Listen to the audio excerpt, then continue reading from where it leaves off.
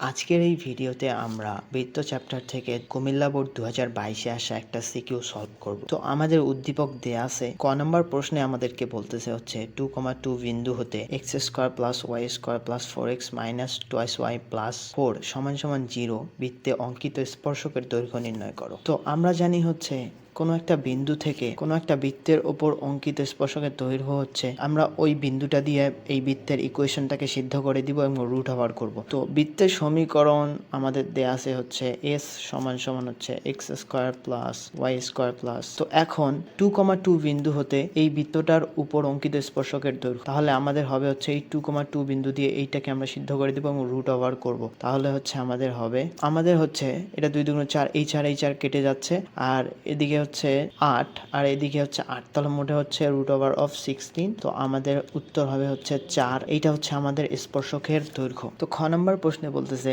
C কেন্দ্র বিশিষ্ট বৃত্তের স্পর্শ বিন্দু ডি এর স্থানাঙ্ক আমাদেরকে নির্ণয় করতে হবে। তো খ নম্বর প্রশ্নে দেখো একটা বৃত্ত, তো আমাদের হচ্ছে সি কেন্দ্র বিশিষ্ট বৃত্তের স্পর্শ বিন্দু, এটা হচ্ছে আমাদের বৃত্তটা, সি হচ্ছে আমাদের এখানে কেন্দ্র 5,2। তো সি কেন্দ্র বিশিষ্ট বৃত্তের স্পর্শ বিন্দু ডি এর স্থানাঙ্ক আমাদের নির্ণয় করতে হবে।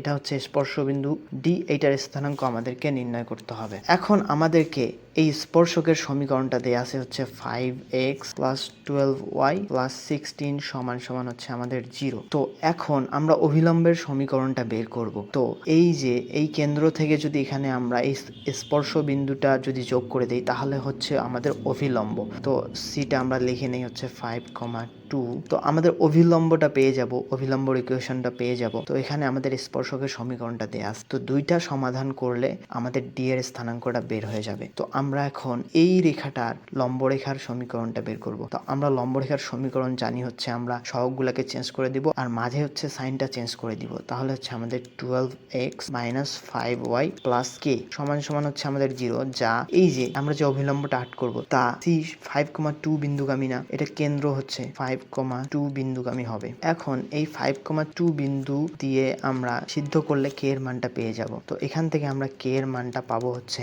-5। তো কে এর মানটা বসাই দিলে আমরা অভিলম্বের সমীকরণটা পেয়ে যাচ্ছি। তো আমাদের হচ্ছে, তো এখন আমরা এই স্পর্শকের সমীকরণটাকে 1 নম্বর ইকুয়েশন দিব আর এইটাকে 2 নম্বর ইকুয়েশন দিব এবং 1 ও 2 থেকে আমরা সমাধান করে x এর মানটা পাবো হচ্ছে d/13 এবং y = পাবো হচ্ছে -34/13। তো x এবং y আমরা পেয়ে গেলাম। তো ডি বিন্দুর স্থানাঙ্কটা আমাদের হবে হচ্ছে এইটা 40/30 - 34/13। তো এইটা হচ্ছে আমাদের অ্যান্সার। তারপরে গ নম্বর প্রশ্নে আমাদেরকে বলতেছে এবি জ্যা বিশিষ্ট বৃত্তের সমীকরণ নির্ণয় করো। এবি = 16, এটা দৈর্ঘ্যটা দেয়া আছে, জ্যাটার দৈর্ঘ্য। আমাদেরকে এই বৃত্তটার ইকুয়েশন নির্ণয় করতে হবে, এইটা আমাদেরকে দেয়া আছে। তো এখন আমরা এই বৃত্তটার ইকুয়েশন নির্ণয় করব। এই বৃত্তের কেন্দ্রটাকে যদি আমরা h, k ধরে নেই তাহলে আমাদের বৃত্তের ইকুয়েশনটা হচ্ছে x - h² + y - k² = আমাদের ব্যাসার্ধের উপর স্কয়ার। তো আদর্শ সমীকরণ থেকে এটা আমরা দেখেছিলাম। তো এখন আমাদেরকে h, k এবং r এর মানটা বের করলেই আমরা বৃত্তের ইকুয়েশনটা পেয়ে যাব। এখন আমাদের যেহেতু ab = 16 দেয়া আছে, তো আমরা এ বিন্দু আর এই সি বিন্দু যোগ করে দিব আর এই সি বিন্দু থেকে এখানে একটা লম্ব টানবো। তো এখন এখান থেকে আমরা লম্ব টানলাম, তাহলে হচ্ছে এবিকে সমদ্বিখণ্ডিত করবে। তাহলে এইটুকু হচ্ছে আমাদের হবে হচ্ছে 8 এবং আমাদের এইটুকু হবে হচ্ছে আমাদের 6। কারণ দেখো এখান থেকে আমরা যদি এইটা যদি এভাবে করে বাড়াই দিই তাহলে এইটা হচ্ছে আমাদের 6। তো এটা হচ্ছে 6, আমাদের এইটা হচ্ছে 8, আর তাহলে আমরা এই যে এসির দৈর্ঘ্যটা আমরা বের করতে পারবো, কারণ এটা একটা আমাদের সমকোণী ত্রিভুজ হয়েছে, এই কোণটা আমাদের হচ্ছে এক সমকোণ। তো এখন আমরা এইটাকে যদি r ধরি তাহলে হচ্ছে r = আমাদের হবে হচ্ছে এই যে 6² + 8², তাহলে হচ্ছে √100, তাহলে হচ্ছে আমাদের 10। এটা হচ্ছে আমাদের r এর মানটা পেয়ে গেলাম। এখন যেহেতু আমরা r এর মানটা পেয়ে গেলাম তাহলে আমরা কিন্তু এই যে এইটা যদি যোগ করে দেই তাহলে আমরা এইটার মানও পেয়ে যাব হচ্ছে 10। তো এটা হচ্ছে আমাদের 10। তো এইটুকু যদি 10 হয় তাহলে আমাদের x অক্ষ থেকে এই 10 একক এখানে আসবে, তার মানে h এর মানটা হচ্ছে আমাদের 10।